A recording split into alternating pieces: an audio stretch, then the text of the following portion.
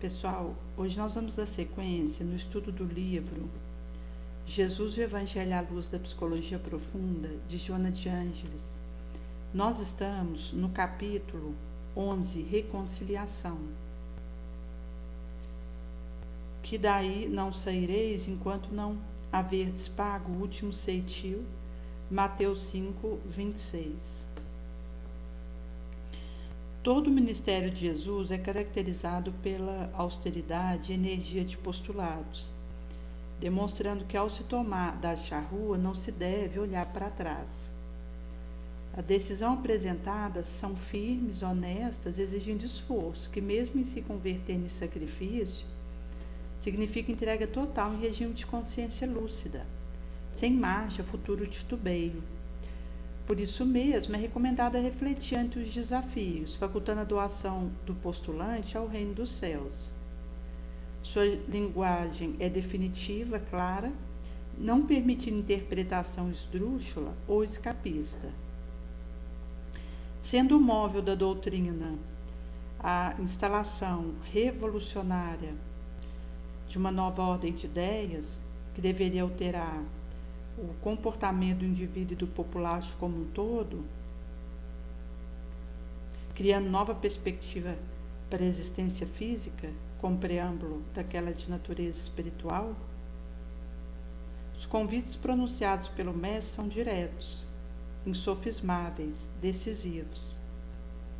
Então ela vai explicar que o móvel da doutrina seria instalar revolucionariamente uma nova ordem de ideia, visando alterar o comportamento populacho do indivíduo, criando nova perspectiva para uma existência física como preâmbulo daquela de natureza espiritual.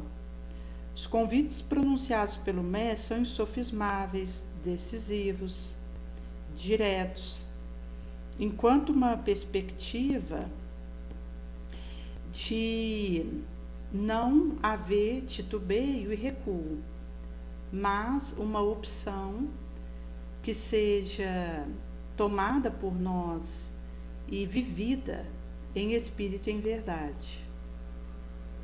A base estrutural de todo convite é o amor de maná de Deus e se encontra insto na criatura humana, que por sua vez deverá conscientizar-se do seu significado e valia, constituindo regra de vida em todo momento, de tal forma impregnando-se da certeza da sobrevivência da alma e da justiça divina, que nada se lhe pudesse opor, constituindo-se obstáculo à conquista do almejado objetivo, que é o talhamento do traje nupcial, que nós, em vestindo isso, estaremos fazendo esse alinhamento com a proposta do mestre, leais a ele. Por isso que ela vai explicar que a base estrutural desse convite é o amor de maná de Deus, se encontra íncito no ser, que por sua vez deve se conscientizar do seu significado, valia, constituindo regra de vida em todo momento, de tal forma impregnando-se da certeza da sobrevivência da alma, da justiça divina, que nada se lhe pudesse opor, constituindo-se obstáculo à conquista do objetivo almejado. Porque chegado nesse ponto, o indivíduo, ele suplanta o desafio, o obstáculo, com os metais da paciência, da esperança, da fé, da caridade. Então ele tem um enfrentamento adequado e que o permite a vitória. E poder, num passo bem dado, fazer a preparação do próximo. Não seja justo, portanto, estranhar-se muitas das assertivas apresentadas que parecem violentar o caráter moral do indivíduo, treinado para o revide, para a autodefesa, para a preservação de valor da sombra individual e coletiva, em que sempre predomina egoísmo e paixão mais primeva. Então, ela vai trazer que existem assertivas apresentadas parecendo violentar, o caráter moral da criatura, treinado para o revide, para a autodefesa, para preservar o valor da sombra individual e coletiva, que sempre predomina paixão mais primitiva, egoísmo, porque existe algumas ideias de que o indivíduo ele precisa estar armado, a qualquer sinal ele é treinado para agredir, para revidar, para se desforçar, nesses valores falsos. E isso acaba que vai dar aso para a paixão primeva, por egoísmo, orgulho.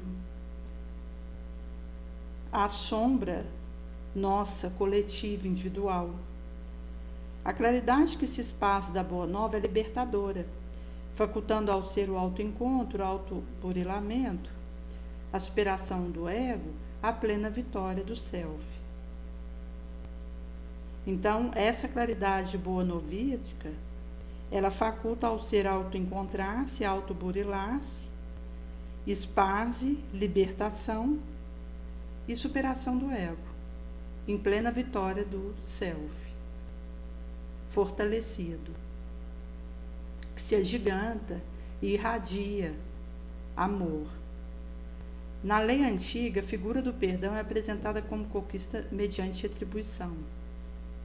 Quando se ofende a Deus em face do comportamento infeliz dúbio e do gravame da deficiência moral, encontra-se estatuído no seu código instrumento para impor reparação, no que eram hábeis os fariseus ao aplicá-los, utilizando o sofisma, ardis, que culminava no sacrifício de animais, assim como via outros recursos específicos que lhe eram rendosos.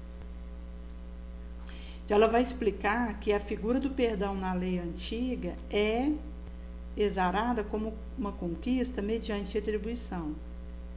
Quando se ofender a Deus em face do comportamento infeliz, dúbio ou de gravame de deficiência moral, estatuídos encontra-se no seu código instrumento para impor reparação, no que era hábil o fariseu ao aplicá-lo, utilizando o ardil, o sofisma, a culminar no sacrifício animal, assim como via outros recursos específicos que lhe eram rendosos. Jesus aceitara a injunção convencional do comportamento atávico, porém acrescentou a essa política legal ancestral, necessária nos primórdios da cultura do povaréu hebreu, a ética do amor como mecanismo superior a qualquer outra expressão de ordem material ou de imposição estabelecida pela legislação terrestre, nem sempre em condição de elaborar princípio nobre, por lhe faltar valor de dignidade e exemplo, o que lhe retirava autoridade para estabelecer conduta que não seguia.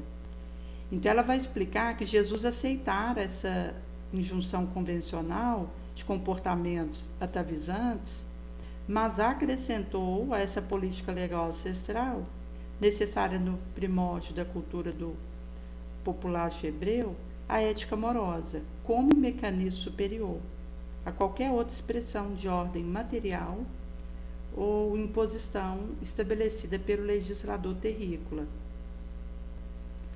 Nem sempre em condição de elaborar um princípio nobre, por lhe faltar valor de dignidade, de exemplo, lhe retirando assim a autoridade para estabelecer conduta que não segue. Inclusive porque é pelo testemunho que o indivíduo ele pode ir amealhando a autoridade moral. A lei de amor origina-se em Deus, é natural, encontra-se em toda parte como expressão de ordem e de valor, nunca se inclinando em favor de determinada pessoa ou grupo social específico, pairando soberano acima de toda injunção humana. Seu hábito não é homem suscetível de erro e de inclinação personalista, de interesse inconfessável, mas a consciência de cada qual, que lhe aure a inspiração e tem como modelo a de natureza cósmica. Então ela vai trazer que essa lei amorosa origina-se em Deus mesmo, é natural, encontrando-se em toda parte, exprimindo ordem e valor, nunca se inclinando, favor de determinado indivíduo ou grupo social específico, pairando soberano acima de toda injunção terrícola. Seus atos não é um homem suscetível de erro e de inclinação personalista, de interesse inconfessável, mas a consciência de cada qual, que lhe aura inspiração tem como modelo a natureza cósmica, porque é na consciência que é gravado as nossas ações, erradas e corretas. Se forem positivas, isso vai ressumar serenidade. Se forem negativas, vai ser imposto a nós, pelo nosso fórum gemal consciencial, a expiação e a reparação daquela situação, onde a gente vai passar pelo arrependimento, o resgate e a cura, para bem viver a expiação, então apagar essa mancha consciencial, resolver. Jesus, homem desse modo, submetera-se ao código arbitrário existente, mas abriu espaço total para a nova ordem que veio estabelecer, apresentando nova perspectiva de vida e de realização que dignifica o ser humano e o exalta, facultando-lhe harmonia, porque acima de toda imposição transitória do farisaísmo, sempre preocupado com a forma e distante da realidade do ser essencial. A aparência era-lhes e ainda permanece sendo fundamental, compactuando com concessão do século, em detrimento da realização espiritual transcendente. Então, Jesus, homem, submetendo-se ao código arbitrário existente, mas abre espaço total para a nova ordem que vier estabelecer, apresentando nova perspectiva de vida, de realização a dignificar o indivíduo exaltado, facultando harmonia, porque acima de toda imposição transitória farisaítica, sempre ocupado com a forma distante de realidade do ser essencial. A aparência era-lhes ainda permanece sendo fundamental a compactuar com concessão do século, em detrimento de realização espiritual transcendente. Porque a aparência, ela é em detrimento da essência. Por isso que o indivíduo que ele espiritualiza, ele vai se desconectar daquilo que é transitório, passageiro, exterior, e foca na sua reforma moral, no trabalho com o seu espírito, no fortalecimento da sua luz, dos seus sentimentos nobres, da bondade, da complacência, perdão, caridade. À luz da psicologia profunda, o perdão é a superação do sentimento perturbador do desforço, da figura de vingança e ódio, via perfeita integração do ser em si mesmo, sem deixar-se ferir por ocorrência afligente do relacionamento interpessoal. Então, ela vai explicar que o perdão é a superação do perturbador desfortivo, porque quando o indivíduo ele tem esse sentimento de ressentimento e de vingança, ele precisa fermentar o perdão para dar conta de superar esse estado de coisa, ainda primevo, bárbaro, e que tem a ver com uma romagem que nós fazemos para ir libertando dessas mazelas morais. Então, à luz da psicologia profunda, a gente vai conseguindo, pelo óleo do dar a outra face, do perdão, superar essas perturbações do desforço, das figuras vingativas, do ódio, viu uma perfeita integração do ser em si próprio, sem deixar-se ferir por ocorrência afligente do relacionamento interpessoal, inclusive porque o indivíduo ele vai adquirindo um amadurecimento e vai fazendo uma elencação de valores, visando o para que ele está encarnado. Tem um significado mais que periférico ou de aparência social, representando permanência de tranquilidade interna ante impacto desgastante externo, que sempre atue quando o indivíduo não esteja forrado de segurança na própria realização, nem confiante na correta execução do programa que exige desafio através de prova compreensível, perante o obstáculo que se encontra pela frente. Então, ela vai explicar que o significado é mais do que uma aparência social, uma periferia da exterioridade, porque representa a permanência da tranquilidade interna que o indivíduo vive, essa pacificação consciencial e essa harmonia, onde, em meio a impacto desgastante externo, ele permanece pacificado, feliz. Essas impactações alienígenas aturdem se o indivíduo não está forrado de segurança na própria realização, numa faixa vibratória baixa, sentimentos malévolos, sem confiança na correta execução do programa que exige desafio, através de prova compreensível, perante obstáculos se encontra pela frente. Porque naquilo que nós experimentamos, a segurança é importante, a confiança em nós mesmos, em Deus, que nos dá tranquilidade na ação. Por isso que é importante, porque o indivíduo que tem essa paz, ele tem essa confiança na ação, no seu pensamento nobre, no seu sentimento dignificador, na sua palavra elevada, na sua conduta crística. Ele consegue esse equilíbrio, essa paz interior. Esse aspecto vai trazer que poderemos executar corretamente o programa que nos exige desafio, através de prova compreensível, perante óbices que se encontra pela frente e que faz parte. Porque vencida uma situação, viram outras refregas, a pedir de nós esse desempenho otimizado. Quando alguém se detém na mágoa, na queixa, ressuma amargura ou desconforto moral, por ocorrência desagradável, que diz respeito à sua forma de comportar-se espiritualmente, infidelidade ao princípio abraçado, encontra-se distante da própria mensagem, que ele deveria impregnar de tal forma que não haveria campo para instalar conflito morboso.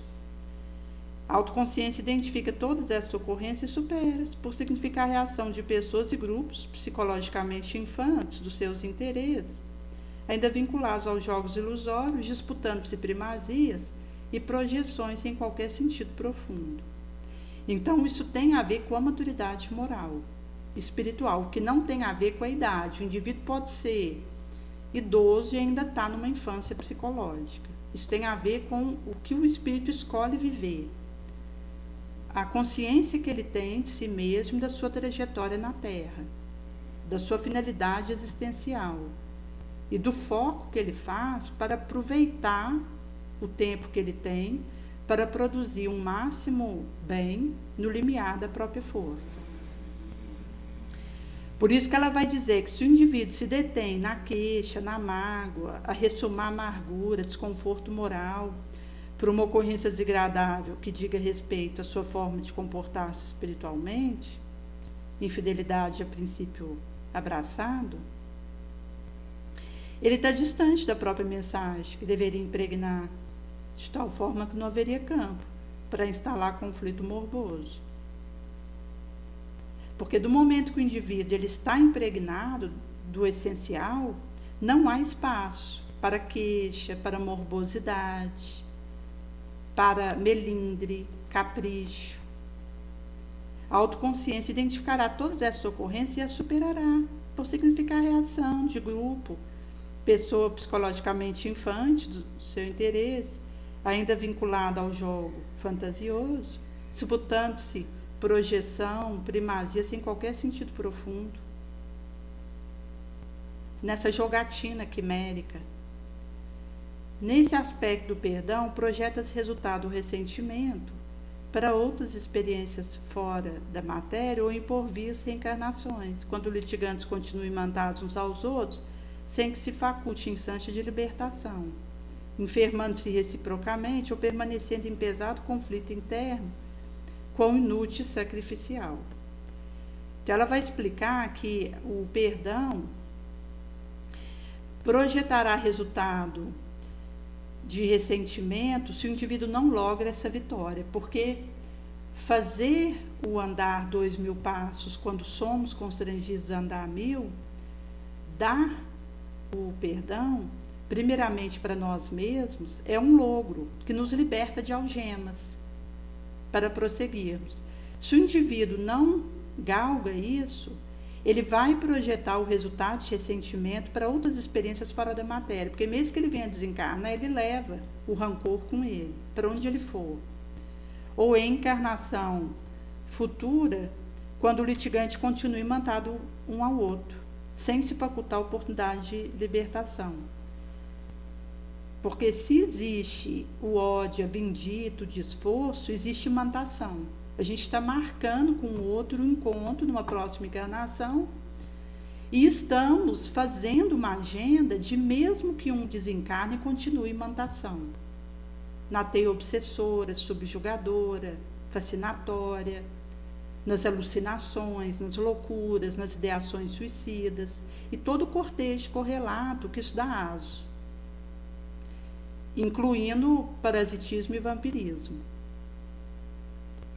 onde enfermam-se reciprocamente ou permanecem em pesado conflito interno com o inútil sacrificial, porque o indivíduo ele cai na inutilidade, em vez de estar produzindo frutos bons, ele está num conflito inacabável, pesado, sacrificial, desnecessário, onde ele está perdendo tempo, trabalho e energia naquilo, se enfermando e enfermando ao outro e sendo enfermado pelo outro. E aí fica esse ioiô ping-pônico, até que um de ambos resolve levantar a bandeira da paz e dar seguimento na sua trajetória evolutiva e rompe esse grilhão. Então fica essa situação até que um levanta esse estandarte e faz uma modificação do seu destino, via energias de golpe heróico, em que o indivíduo ele vence a si mesmo, libera o perdão, consegue fazer o autoacolhimento e dá prosseguimento à sua trajetória evolutiva que o aguarda. Caso contrário, fica essa situação túmulo-berço, berço-túmulo, os litigantes vão para o astral, continua rolando na zona purgatorial lá, depois um reencarna, o que ficou lá descobre quem está encarnado e fica obsedando, depois os papéis mudam de lugar e continua a mesma situação, e mesmo que ambos estejam encarnados e distantes fisicamente, se existe ódio, existe imantação. A distância física não significa que aconteceu libertação.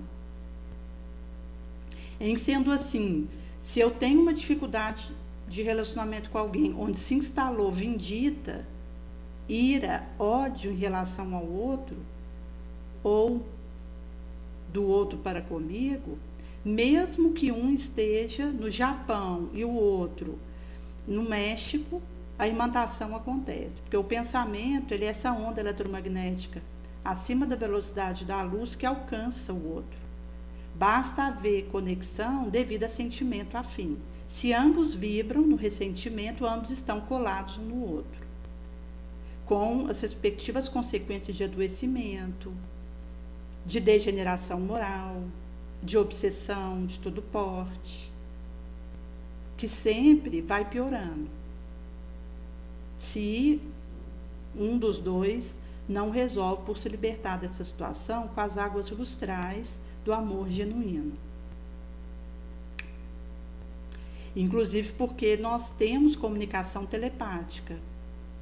Então, dois encarnados podem estar, um no Oiapoque do Orbe e o outro no Chuí, eles estão telepaticamente em contato se há afinidade, se há algum tipo de conexão e imantação. E um desencarnando e o outro encarnado também continua o conúbio, nefando, vampirizador, degenerador. Na gênese de muitas psicopatologias, não raro encontramos presença de cobrador espiritual que, embora desvestido de roupagem física, permanece em lamentável situação vingativa, em terrível transtorno mental, gerando dilaceração psíquica naquele que o ofendeu e não teve tempo, nem ensanche ou interesse para se reabilitar. Então, ela vai explicar que na gênese de muitas psicopatologias encontramos o cobrador espiritual, que mesmo desvestido da roupagem física, permanece na situação vingativa lamentável. Ele está desencarnado no astral, mas ele fica desesperadamente procurando o outro ao qual ele odeia. Vira uma monoideia, um fixismo, onde ele está nesse adoecimento, nessa morbosidade grave, e ele fica procurando o encarnado onde ele estiver, e ao encontrar, ele acaba continuando seus esforços de desforçar. Um terrível transtorno psíquico, que gera dilaceração psíquica naquele que o ofendeu e não teve tempo, nem oportunidade ou interesse para se reabilitar. Inclusive, quando o indivíduo ele não vive os metais da bonomia, da compaixão, da mão estendida, ele fica vulnerável aos pensamentos de ódio que o alcança.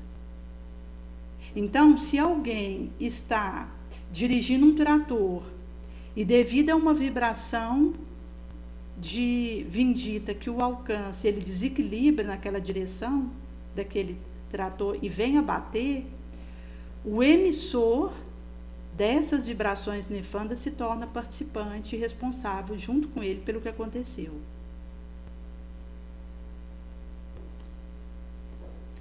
Esse combate insano arrasta-se por dezenas de anos a fio, sem lhes ocorrer que, enquanto aflige, se infelicita, prolongando a situação dolorosa sem qualquer benefício pessoal. Então o indivíduo para nisso. Às vezes passa 100 anos, a pessoa ainda está fazendo plano de vingança. Ela não consegue perceber o tempo passando, o nível de loucura que ela caiu, e ela fica nessa situação como a primeira e a mais prejudicada por aquilo que ela está emitindo, e fica nesses combates insanos, se arrastando por dezenas de anos a fio, sem lhes ocorrer que, enquanto está afligindo ou infelicitando o outro, prolonga a própria situação dolorosa, sem qualquer benefício para si mesmo. Tal fenômeno obsessivo é muito mais expressivo e complexo do que parece na visão da doutrina psíquica moderna, que teima por encontrar no cérebro e no mecanismo orgânico apenas a psicogênese dessa enfermidade mental, comportamental, psicológica. Então, ela vai explicar que a expressão e complexidade desses fenômenos obsessivos é mais do que aparenta na visão da doutrina psíquica moderna. Teimante por encontrar no cérebro e na circuitaria orgânica a psicogênese dessas doenças mentais, psicológicas, comportamentais. A moderna psicologia profunda, felizmente, mediante visão transpessoal, elimina toda a sombra do indivíduo e da coletividade. Identifica a causa real deste estupro decorrente de processo psíquico enfermiço que a morte não eliminara. Então, ela vai explicar que a psicologia profunda, via visão transpessoal, elimina toda a sombra do indivíduo e do coletivo. Identifica a causa real deste estupro decorrente de processo mental enfermiço que a morte não eliminara. Sem dúvida nenhuma, em face do processo que decorre da ação moral, o ser se faz herdeiro da necessidade de superar erro e agressão à lei, esculpindo no refolho íntimo o mecanismo reparador entre os quais se encontra a alienação mental. Não obstante, também escreva delito contra outras vidas, que passa na sua insânia a exigir reparação pelo sofrimento, impondo-lhe perseguição impiedosa, qual ocorre na paisagem terrícola entre aqueles que se odeiam. Então, os processos que decorrem da ação moral tornam o ser herdeiro da necessidade de superar o erro e agressão à lei, porque existem uma circuitaria de processos defluentes da ação moral, que vai me tornar herdeira das minhas falhas, das minhas escolhas, com suas respectivas consequências, sejam elas boas ou ruins. e a imperiosidade de superar o que fiz de negativo e agressões à lei. Como esculpido no refolho íntimo, o mecanismo reparador, entre os quais se encontram as alienações psíquicas. Não obstante, também escreva delito contra outra vida, que passa na sua insânia a exigir reparação pelo sofrimento, impondo-lhe perseguição impiedosa, qual ocorre na paisagem terrícola entre aqueles que se odeiam. A morte do corpo não libera o espírito da paixão nobre, ou inferior, que lhe tipifica a conduta natural. Antes amplia-lhe o campo de vivência, porque desvestindo do limite imposto pelo corpo, concede mais espaço para a ação, que são compatíveis com seu nível evolutivo. Então ela vai explicar aqui que a morte, antes de liberar o espírito da paixão nobre ou inferior, que lhe tipifica a natural conduta, amplia-lhe o campo vivencial, porque ao ser desvestido do limite imposto pelo corpo, concede mais espaço para a ação que é compatível com o seu nível evolutivo. Deus o permite como ensinamento para algoz e vítima, que se deve amar antes que se agredir, desculpar e concedir ensejo reparatório, sem permitir domínio da sombra, que ature, infelicita. Jesus, homem, sempre enfrentara a situação de tal monta, procurando esclarecer o perseguidor e dignificar o perseguido, impondo a esse último a necessidade de conduta correta, a fim de que não lhe acontecesse nada pior. Na perspectiva da psicologia profunda, aquele que permanece em clima de desforço ata-se ao elo do renascimento inferior, não conseguindo libertar-se do ir e vir, por não luzir-lhe interiormente o amor, que é o único recurso propiciador de depuração, de felicidade. Então, ela vai explicar que, na perspectiva da psicologia profunda, o que permanecer em clima desforcivo ata-se ao elo de renascimento inferior, em condição dolorosa. Não consegue libertar-se do vir e ir por não luzir interiormente o amor, que é o único recurso a propiciar a felicidade e depuração. O ódio aprisiona aquele que o mantém em relação àquele que padece a injunção penosa. Sendo recíproco, torna-se cadeia cruel para ambos.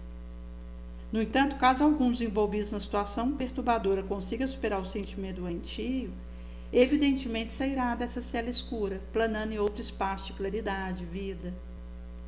Isso se dá mediante o resgate pelo amor ao próximo, aquele mesmo a quem ferira, impensadamente ou não, procurando reabilitar-se.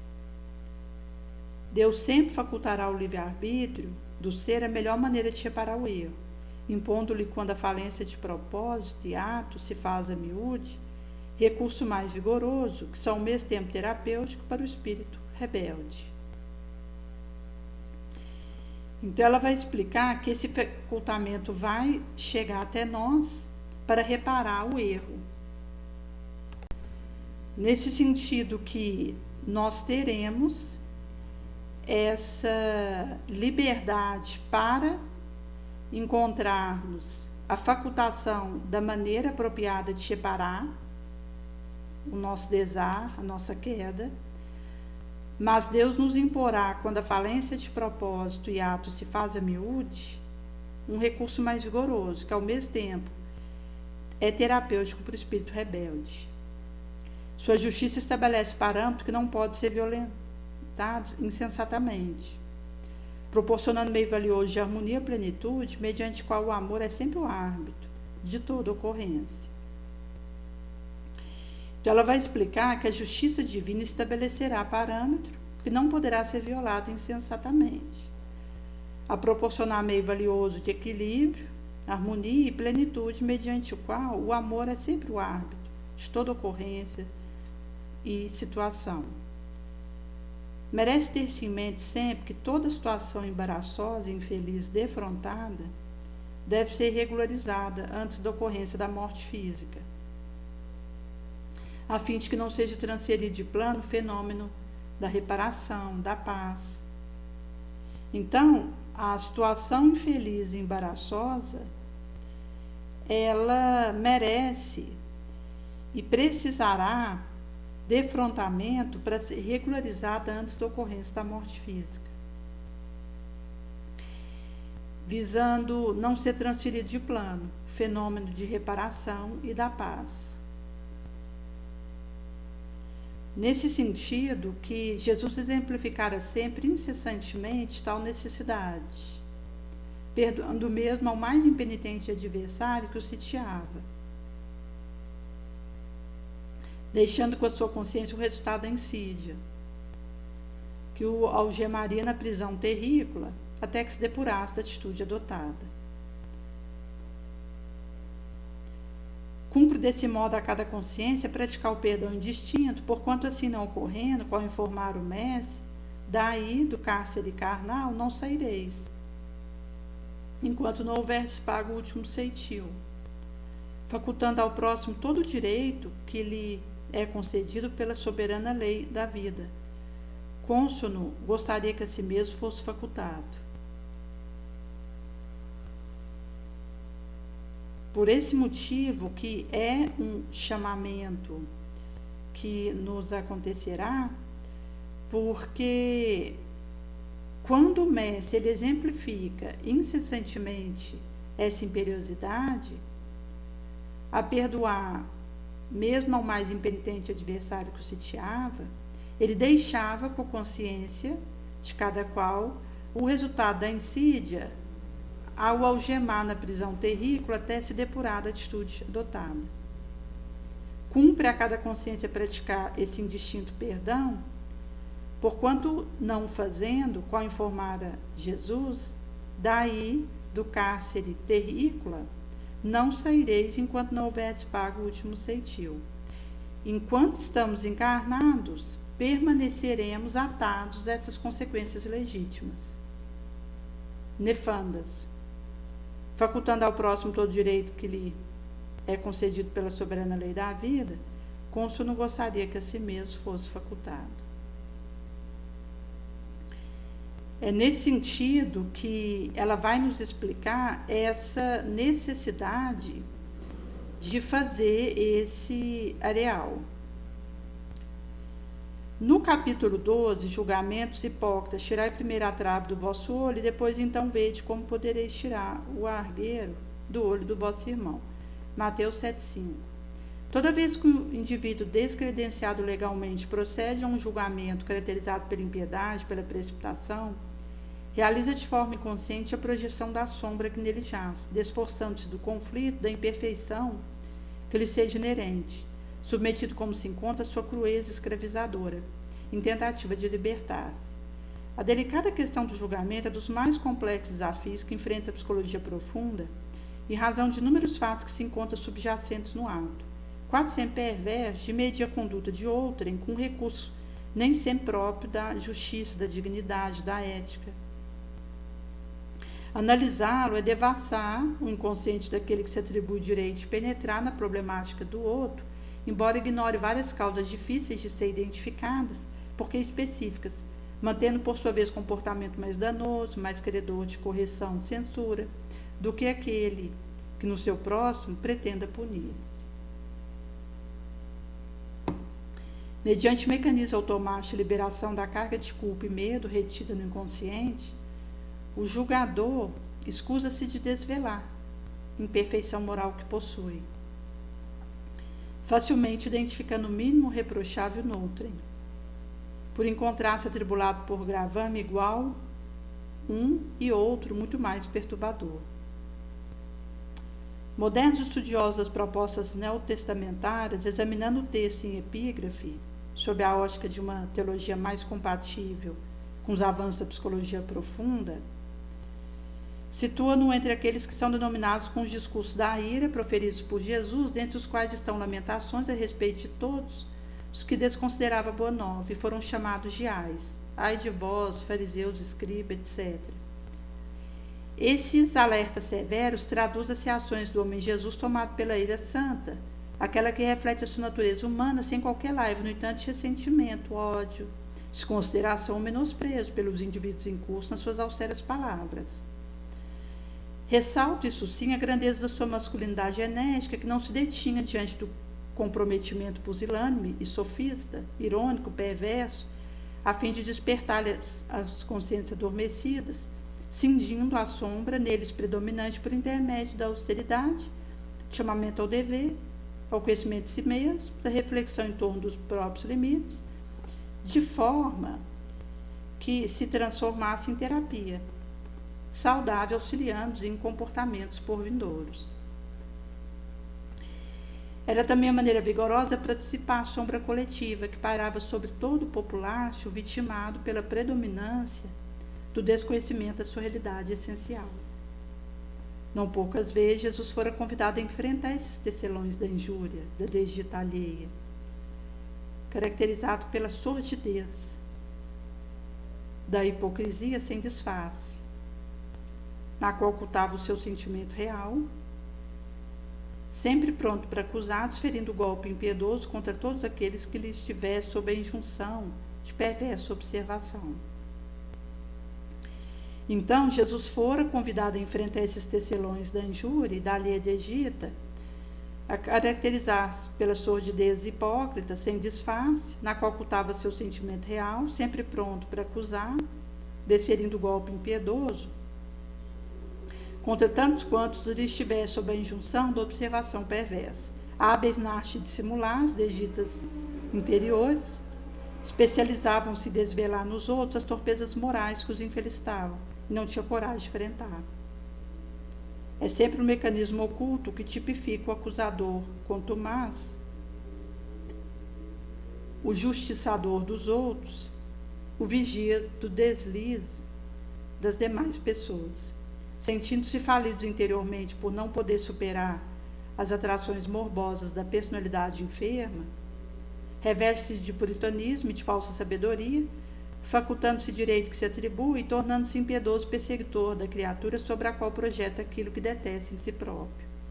Celebrizara-se o fariseu por essa capacidade sórdida, buscando equipar-se conhecimento no Torá e nos demais livros sagrados, como se todas as obras de libertação humana igualmente não merecessem o direito de ser também sagradas, para melhor se imiscuir na observação dos atos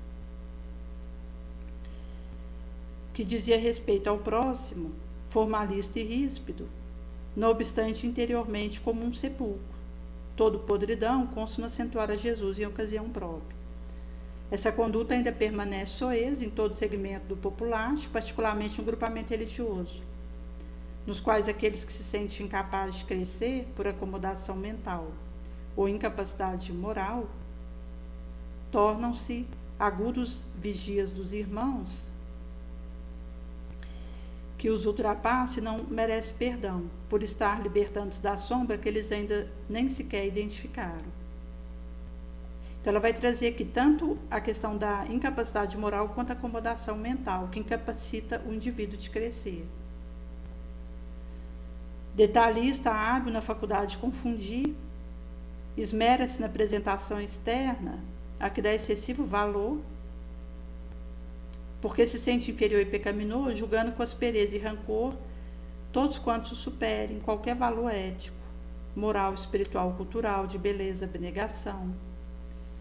Jesus jamais os temera por conhecer-lhes os abismos interiores, a jactância insana. Portanto, justa sua ira, que se apresentava com caráter de corajosa decisão, para não permitir a ingerência de tão pernicioso fiscal, que se atribui o direito, o dever de perturbar o ministério que inaugurara. Essa coragem, que não silenciava em nome da falsa humildade, a que esconde omissão, covardia, provocava-lhes, como ainda hoje ocorre, mais acendrado ódio, levando-os a acionar armadilha cada vez mais sutil, afrontosa, concomitantemente arrebanhando sequaz que permanece a soldo da sua infâmia. Então, ela vai explicar que aciona a armadilha cada vez mais afrontosa, sutil, e que, no concomitante, arrebanha sequaz a permanecer a soldo da sua infâmia. Ainda hoje não se repete a mesma conduta ardilosa e infamante? O legal julgamento tem raiz na conquista da ética do direito, desenvolvimento cultural dos populaços e dos homens, concedendo ao réu instância de defesa, enquanto são tomadas providências hábeis para que seja preservado seu valor humano, sua conquista de cidadão. Essa a diferença entre a conduta de civilização em relação à barbárie, da criatura vencedora da sombra em confronto com o mergulhado nela. Examina-se a conduta infeliz de alguém que cometer um delito, sem dúvida, mas não perde a qualidade de ser humano, requerendo dignidade e misericórdia, por mais hediondo haja sido seu crime, a fim de não se lhe equiparar em rudez e primitivismo os seus julgadores.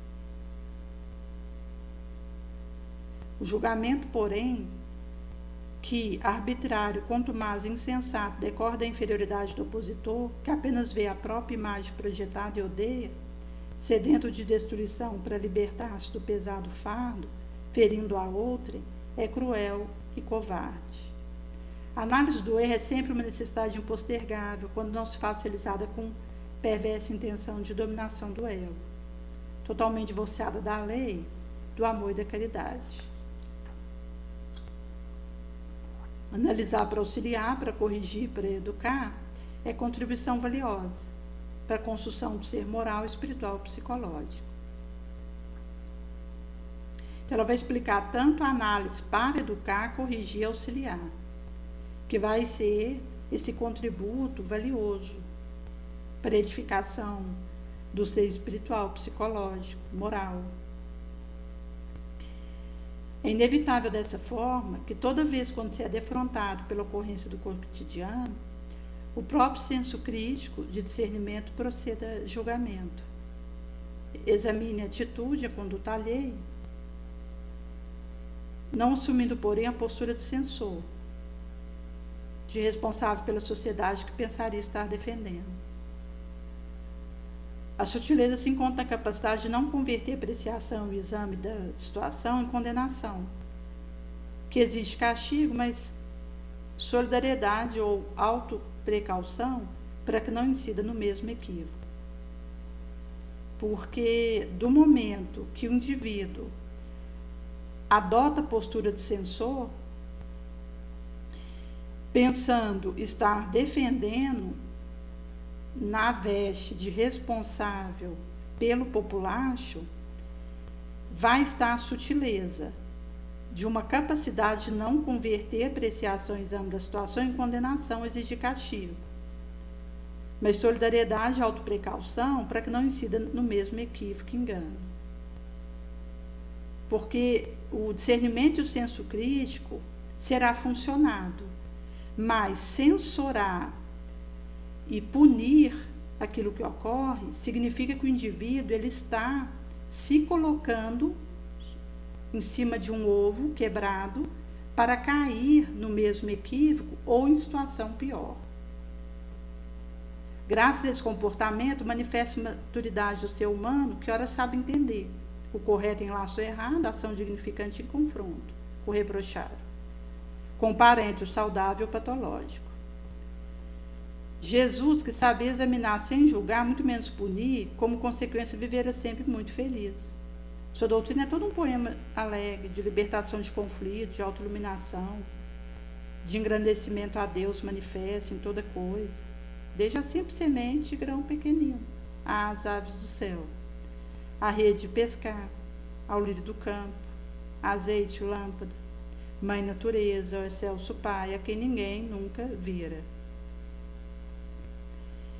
Aquele homem, especial pela própria grandeza e autoridade que se fizera revestido, aos quais lhe foram concedidas pelo Pai, em todo momento exteriorizava bom humor, alegria, sem vulgaridade, severidade quando necessário, porém nunca hostilidade, fazia-se generoso incessantemente, jamais covarde, amigo em comum de todos, não conivente com a sua defecção.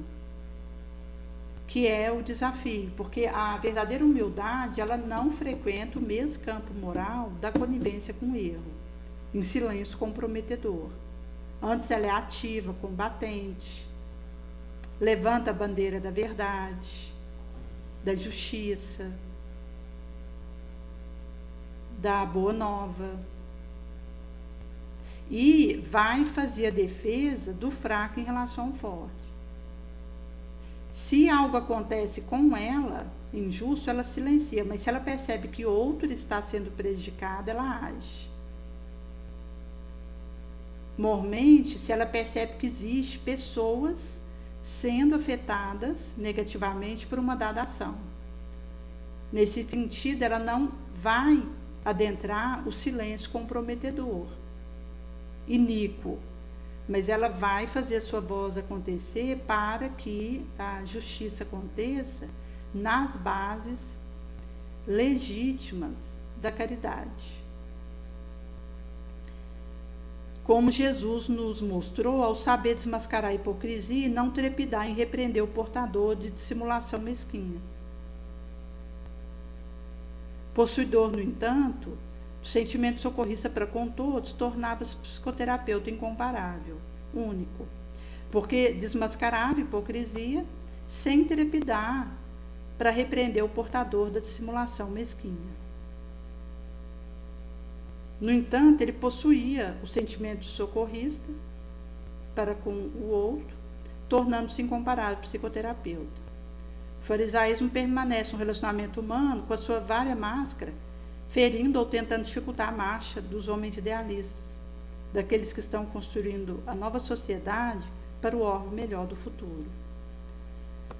Então, ela vai explicar que permanecem os relacionamentos terrícolas do farisaísmo, com as suas várias máscaras, que fere ou tenta dificultar a marcha das criaturas idealistas, daqueles que estão construindo o populacho novo para o mundo melhor do porvir. E que tem a ver, inclusive, com as capas que a gente coloca para ocultarmos as nossas feridas. Por isso que um autoencontro, nos tornarmos terapeutas da gente mesmo, o auto-perdão, o auto-acolhimento, nos permite nos curarmos, nos libertarmos. Porque quando eu trabalho a minha situação e me reformo moralmente, eu me torno melhor no meio em que eu estou. A sombra em projeção torna-se julgamento, que a sã conduta e harmonia psicológica dilui na perfeita identificação do valor do self, triunfando sobre o capricho do ego. Então, quando a sombra está projetada, ela torna-se julgamento, que a sã conduta e o equilíbrio psicológico dilui na perfeita identificação dos valores do self, culminando o triunfo sobre o capricho do ego. Perante o julgamento direcionado pelo sentimento servil e do julgador sistemático, considere-se, pois, com cuidado a advertência severa do homem de Nazaré. Hipócritas, tira primeiro a trave do vosso olho, depois então vede, como podereis tirar o argueiro do olho do vosso irmão. Então, perante esse julgamento direcionado pelo sentimento servil e de um sistemático julgador, considere-se com cuidado a advertência severa do homem de Nazaré. Hipócrita, primeiro tira a trave do próprio olho, depois então vede como podereis tirar o argueiro do olho do vosso irmão. Nesse sentido que Jesus ele tinha essa conduta, porque diante da hipocrisia ele desmascara e não trepida na repreensão do que porta de simulação mesquinha. Mas o seu sentimento é socorrista, ele é o psicoterapeuta por excelência. É por esse motivo que quanto mais a gente tem contato com a verdade, mais nós somos libertos por ela. E Jesus exara que conheceríamos a verdade que ela nos libertaria, com fé na nossa capacidade de nos autoencontrarmos. Porque a primeira verdade que eu preciso ter contato é com a minha. É com o meu ponto fraco, é com a minha vulnerabilidade, é com o meu dom. É o para quê da minha finalidade existencial.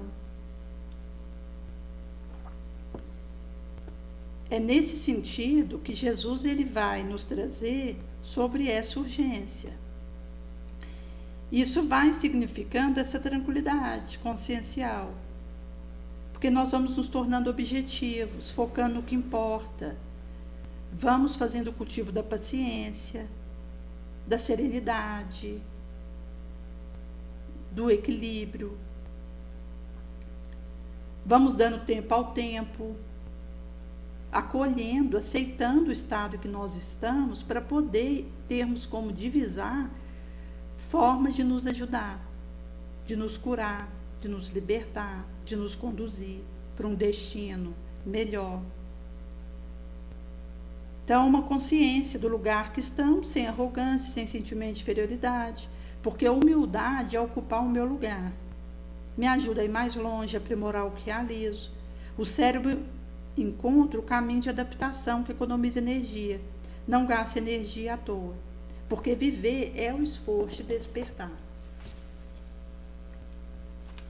É por esse motivo que então vai sendo possível nós estarmos nessa tranquilidade de fazermos esse emblema acontecer dentro de nós. Que significará podermos talhar na terra essa destinação, onde, após os nossos passos, vamos fazendo essa frutificação acontecer. E isso significa que traremos o nosso óbolo para ajudar a marcha corajosamente no caminho do aprimoramento em que entramos. Nós nos devemos uns aos outros, e é por uma união fraternal sincera entre espíritos encarnados que a regeneração será possível. Não podemos servir a Deus e a Mamon, retendo bem isto, vós a quem o amor do ouro domine, ou que venderias vossa alma para possuir tesouro. Porque eles podem vos elevar acima de outro homem e vos dar a alegria da paixão. Não podemos servir a Deus e a Mamon. Se, pois, sentimos nossa alma dominada pela cobiça da carne, apressemos em sacudir o jugo que nos oprime, porque Deus, severo e justo, nos dirá: que fizeste, dispenseiro infiel, dos bens que te confiei? Esse móvel poderoso da boa obra não fizeste servir, senão a tua satisfação pessoal. Por isso que nós estamos, como não foi trago no Evangelho segundo o Espiritismo, encarnados com possibilidades ilimitadas de fazer o bem. De saúde, de tempo, de trabalho, de energia, de recursos variados, de um dinheiro, de um móvel, de uma locomoção, de uma área de atuação, onde nós podemos movimentar isso a serviço do pipoque bonoso. É nesse sentido que a cada um segundo sua obra, porque de posse de tantos empréstimos a título precário, podemos fazer isso verter em positividade, em auxílio para o nosso meio. E responderemos por aquilo que tivermos deixado.